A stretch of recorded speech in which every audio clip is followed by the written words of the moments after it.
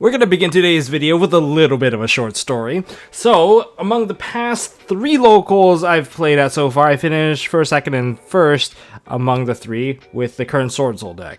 And one guy had the audacity to complain at me like, "Hey Tom, your deck is not the same as the one you posted on your profile." Dude, obviously it's not gonna be the same. I'm going to update it to the meta accordingly, and I'm gonna update it to the locals I'm playing at. I'm not gonna take a locals profile to go to a regionals.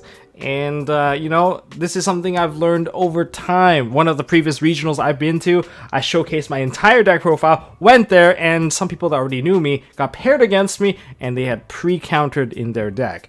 And it's more likely to happen to locals than not, and it's even more likely to happen on stream. Okay, remember that time I was on stream, and I was like, "Hey guys, I'm gonna play for Wonderies," and the first card that got dropped on me was Zombie World. Hey guys, this is Tom Box. Thanks for tuning in to MST.TV, and today's video we're going to review the updated version of my Swordsoul deck. So this is just a quick update, but I'm going to talk about the things I would change, things I have changed, and the things I'm looking forward to trying out in the upcoming build, as well as showcase some of the techs I used to kind of sweep locals, because I did end up winning back-to-back multiple times already, and I managed to, well, I guess one of the rounds I did end up second place because I lost in the final round, unfortunately, because I couldn't draw a single name, even though I played Tactics and Pot of Desires and still didn't have a name after the board was cracked. So sometimes it happens. You just have to accept the fact that the odds statistic is in there and just move on. But I'm still kind of salty about it. Well, not really. He was a good friend. So we'll move on from there. So if you guys want to see some updates like this, just quick updates like that, so make sure you guys hit that subscribe button, ding notification bell. Consider this as a precursor to the ultimate counter guide that is coming up very soon, because a lot of stuff I'm talking about here is going to apply there. And I guess I'll also talk about some of the changes that I might move forward. And I will include my side deck in this video, but this is going to be a quick one. So here is my main deck, there's my extra deck, and there is my side deck. So starting off with the monsters, we have triple Moye, still the same here, triple Longyan. If you open with multiple, I tend to throw one out now because it's not like you're going to be playing the grind game anyways. And then there's double Taya. I am trying to increase Taya back to 3 because Pot of Desires does banish this card from time to time. And when it does a double banish, it actually hurts. And I also have triple Ecclesia, because Ecclesia is one of the best opening, besides that it just counts as either a Taya or a Moye. And then we have double Vishuda. Even as a pure build, you should still play Vishuda. It's really good just going second regardless. It's a level 7. Sometimes you open with this and an Ash. You have a level 10. This and a Veiler. You have a level 8. So it still works out in the end. Now people kind of judge me for playing Nibiru. I'm still playing Nibiru in the build because I won so many games with Nibiru. It's not even funny. I've also tried to get hit by Nibiru, but I had Crossout Designator. It did not matter. And since there's a lot more Swordsoul, if they are greedy enough to go 8 and 10, then you drop a Nibiru on them. If they're greedy enough to do it, it's likely they probably have a Crossout Designator, and you can at least force them to burn out the Crossout Designator, because in the mirror match, you want your opponent to waste their Crossout Designator on stuff like Nibiru, rather than banishing stuff like a Longyan, where now you're really screwed. In terms of hand traps, this is where the lineup really changed. I am now increasing my Ash and Veiler count back up to 2 each. I was kind of really low on them, but because DPEA Fusion Destiny being a thing, this is kind of a necessity now just to kind of stop that. I don't really bother stopping most of the Swordsoul stuff unless they play Emergence. Then I will drop an Ash on it because there's not exactly a lot of targets for me. Anyways, moving on to the spells now. Triple Desires, I still prefer this over Prosperity. A lot of people that play Prosperity are punished by me ashing their Chi out. I'm like, what'd you expect was going to happen when you can't trigger Moye? So it was a pretty big deal. Triple Emergence is just a great card to see, just the Rhoda. There's also one Summit. Kind of want to increase it sometimes. Okay, so for double Tactics Talent, you don't need to play 3. I just find that 3 was a bit heavy, and I think the reason why I lost is because I just had too many different things in there after I sided. Triple Crossout in the mirror match, the priority banish for me is actually more towards the Longyan, because without the ability to put out the 10, it's not really that scary, to be honest. And you can even stop stuff like Ecclesia. You can stop like basically anything in the deck. Anyways, moving on. This is the card I added back in, Called by the Grave, because it's Called by the Grave. Instant Fusion, very good with the Ecclesia. I did forget to add it back once before. It did suck. Oh, and here's a really, really good card. Farin Chalice. Chalice deserves the attention. I'm gonna go back to this one in a bit, but Chalice basically won me at least half my games simply by being in the deck. Yeah, no joke, no cap. And we have triple imperm. This is also the change. I think I was playing like 1 at the time, mainly just using it as a crossout target, but imperm right now is probably one of the best hand traps. I think just generic negations is really good, which is why I couldn't really bring myself to play ABC back again, because people are just imperming me non-stop. Can't build a combo. And I guess for the last 2 cards I played 2 Blackout, because Blackout's Blackout, and I did get hit by a Mystic Mine, but Blackout just kind of took care of the problem. So that's the main deck here. I'll jump back to several cards I want to emphasize on. Let's go into the extra deck. Okay, so for the extra deck, alright guys, we are looking at double Chi, just your average package here. Baxia, Yazi. Yazi can be made through Long Yan plus a level 1, or you can make it through just using Taya, banishing a spell. Dragite, very crutch, especially in simplified game state where you know your opponent plays DPE. And when you know someone's playing DPE, they play Fusion Destiny. When they play Fusion Destiny, you have to hold your cards for Verte Anaconda, and you have to hold it for the Fusion Destiny, and that's why these cards come in. Like, you just have to accept the fact that maybe your opponent can break your board breaker for big monsters, and in a simplified game state where your opponent is just trying to use their graveyard, you can use this to just really wreck board, and it sucks for them because things get banished. Omega is the one weird card I think that probably could get changed up for Crimson Blader. Crimson Blader swinging into anyone playing Destiny Hero Phoenix Enforcer is very, very useful. 2 birds with 1 stone here. Into the level 10s, we have Chen Ying. I love Chen Ying in basically a simplified board, but if I had to make just one monster, it'd still be Chen Ying, because he can protect himself, which is crucial for me, whereas Baron can be baited and then killed, and worse yet, if Baron gets baited and killed, what's going to happen is you're going to run into this monster, Win. Your opponent is going to bait her, steal with the tactics, because everyone's basically playing tactics now, take it, pop a card on your side of the field, whatever it may be, and then they're going to make Win, summon back the Baron, pop another card. It's not very fun, and that once per turn effect, it's not exactly hard once per turn.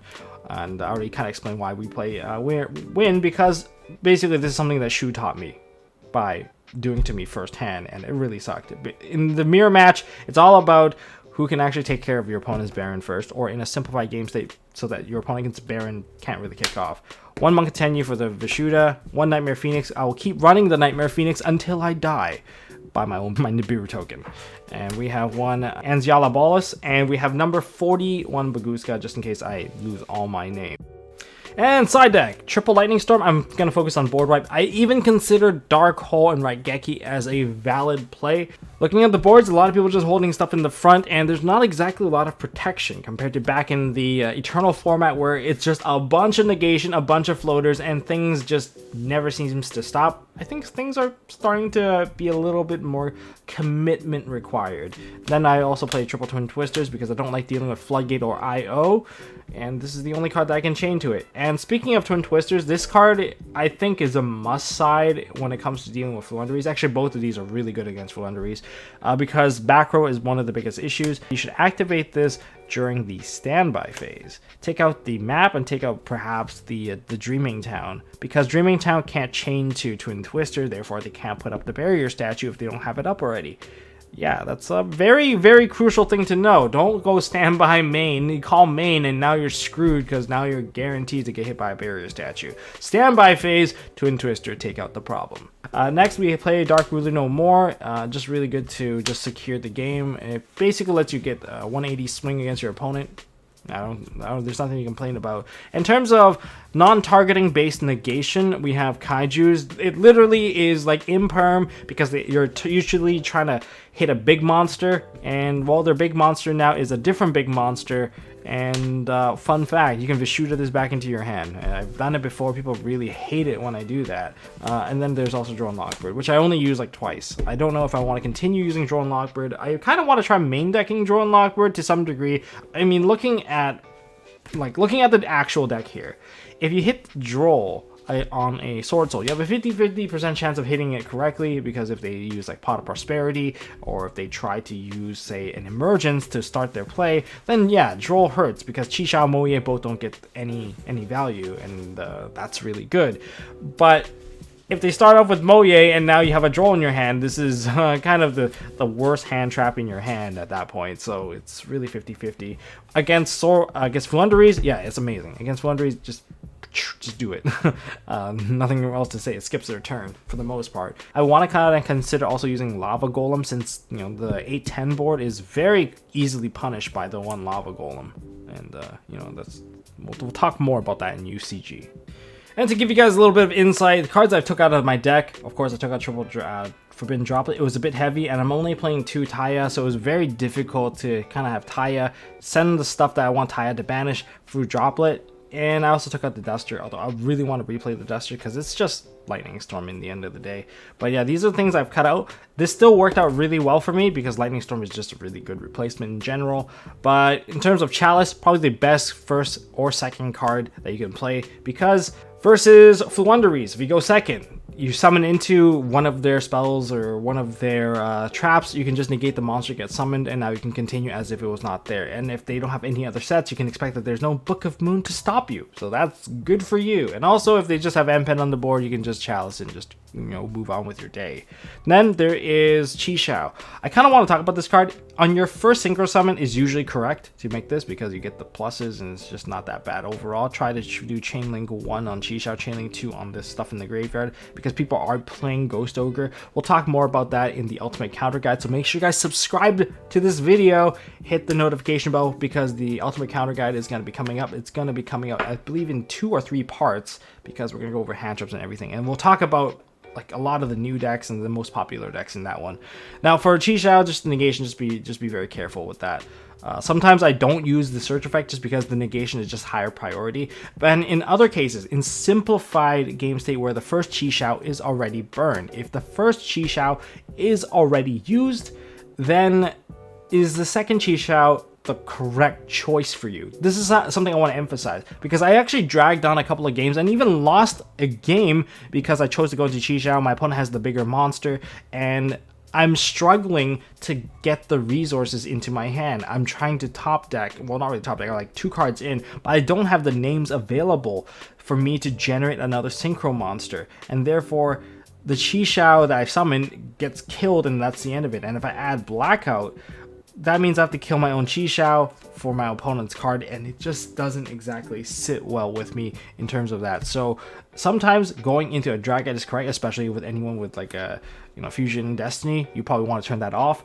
And sometimes Draco Berserker the Tenyu is the more correct monster to go into too, because you can just banish whatever monster they're going to activate and just keep them suppressed under a lot of these triggers that remove the advantage.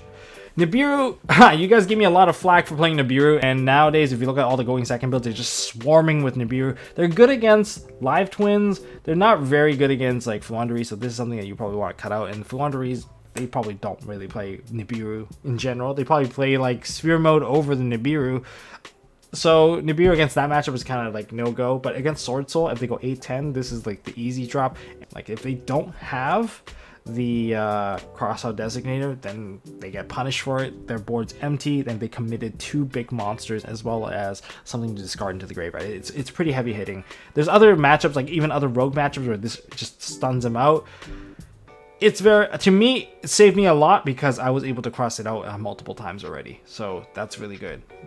Oh, triple tactic talents. If you do get hit by a hand trap, you should use triple tactic talents. If you have combo, look at their hand, rip out the last hand trap because you don't want the next combo to get ripped apart. If you don't have combo, you're forced to draw. When you're forced to draw, it is a very easy read to tell your opponent you don't actually have the names. And if you go into the names, they will try to stop you.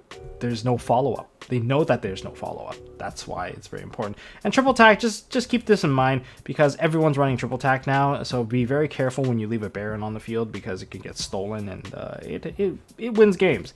And if you look at like any of the combinations here, like if you go Lightning Storm plus a Chalice, you break most boards just in this combination. It's like, and like, as long as you can just get into some of these positions here, and that's why I'm running like so many of these Kaijus, because Kaiju plus Lightning Storm, that probably takes care of most problems as well. It's that kind of purpose here, which is why I'm running so much heavy board wipe. Consider evenly match also a very, very viable option. There's also the twin twisters. I already mentioned twin twisters, why it's really, really good. Right now, I'm more likely to preemptively activate the twin twisters because I don't want to run into a torrential tribute, because torrential tribute on your token summon is going to be very painful. You lose your activation of the card, and now you need to find another way to summon a monster. And twin twister on an Ice Dragon's Prison is also very valid because losing your monster also really hurts in that regard, and you also lose graveyard resources. It could be a Vishuda as well, and that's hitting two birds with one stone with that one Ice Dragon's Prison. Not exactly a fan of getting hit by that.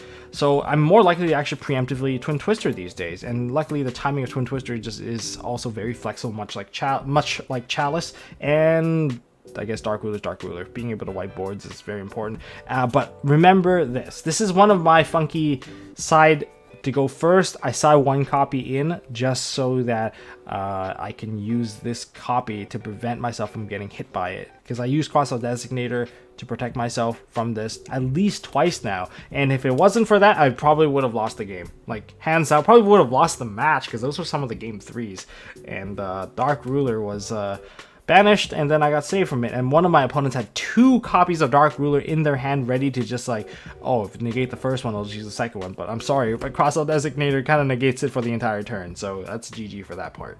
So that's my rundown of my current Swordsoul play. I don't typically do the 8-10 play as often, unless usually when I do it, I have a Crossout Designator, or I start with the 10 first, then go into the 8. That's my final rundown. So that's all I got for this video, guys. Check out MSTmerch.com if you guys want to pick up some of these awesome sleeves. And guys, there's gonna be an upcoming new stuff very soon on the site. I'll let you guys know when they drop. So it's gonna be a massive game changer item. I'm looking forward to sharing with you guys. And if you guys want to watch more stuff from MST.TV, especially the Ultimate Counter Guide that is coming up, smash that subscribe button, ding the notification bell, hit thumbs up to show me you guys like these kinds of updates in terms of plays, the things that I do, and things that I currently do to win. And of course, I'll readapt, you know, in the future with other decks as well. Like next, I think I'm gonna update like Flunderies. I'm gonna rework my ABC right now because it was very difficult to play at my locals with ABC. I did a couple like fun games, and it was just really rough when everyone is using Chalice, Imperm, Veiler.